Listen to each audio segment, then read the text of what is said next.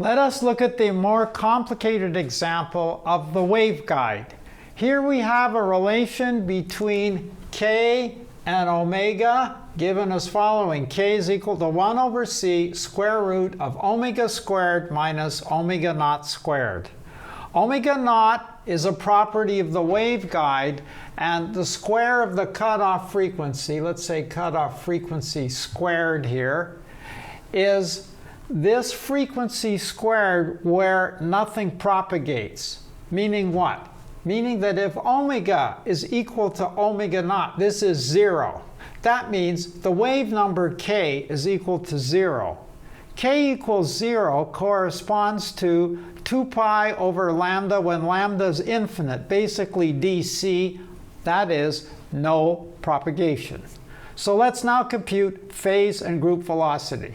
Well, phase is actually easy. It's omega over k, and we have a formula for k. Just substitute it in and do the algebra. So let's do that.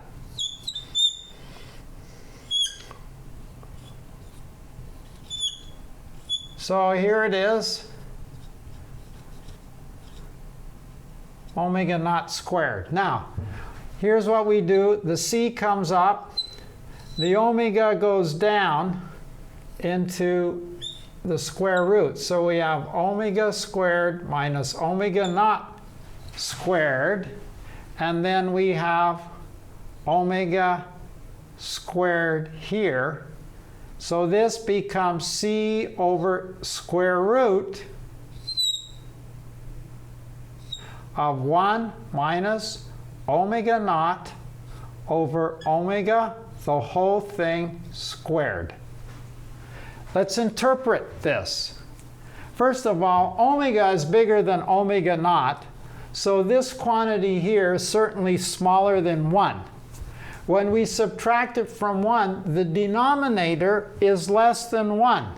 That means we have c over a number smaller than 1, so v phase is greater than c. Is that a problem? Well, let's see what happens when we compute the group velocity. It's d omega dk, which is a bit of a mess, but we can write that as dk d omega to the reciprocal, the inverse. And let's do dk d omega. We just use the chain rule to do that.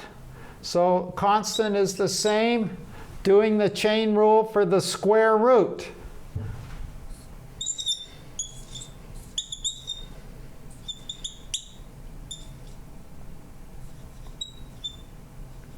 Times the derivative of the numerator, of the inside of the square root, which is the numerator here, the derivative of omega squared minus omega naught squared when we're just differentiating with respect to omega is 2 omega.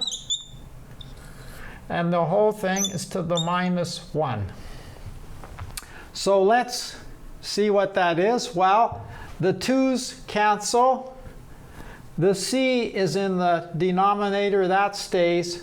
The omega can go down here, go inside the square root, and we'll get the same factor here, and then we take the inverse. So let's do that. 2's cancel out, and what this becomes is c times the square root of 1 minus omega naught over omega, the whole thing squared.